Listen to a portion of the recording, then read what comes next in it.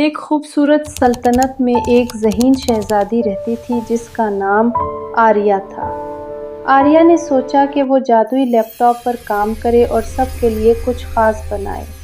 اس لیپ top سے آریہ نے رنگین گرافکس، جادوئی ڈیزائن اور میک اپ تخلیق کرنا شروع کیا۔ پریاں اور شہزادیاں حیران ہو کر اس کے ڈیزائن دیکھتی اور سیکھتی رہیں۔ آریہ ہر روز نیا جادو تخلیق کرتی اور سب کے چہرے پر خوشی بکھیرتی۔ ایک دن پریوں کی رانی آئی اور آریہ کے لیپ ٹاپ پر کیے گئے جادو دیکھ کر حیران رہ گئی۔ رانی نے کہا، آریہ، تم نے علم اور محنت سے جادو کر دیا ہے، سب پریاں تمہاری تعریف کر رہی ہیں۔ آریہ نے مسکرا کر کہا، جادو صرف چیزوں میں نہیں بلکہ محبت، محنت اور علم میں ہوتا ہے۔ سب لوگ اس کے جادوئی لیپ ٹاپ کے ڈیزائن دیکھ کر خوش اور حیران رہ گئے۔ یوں آریہ کا لیپ ٹاپ سیکھنے اور تخلیق کی جادوئی جگہ بن گیا۔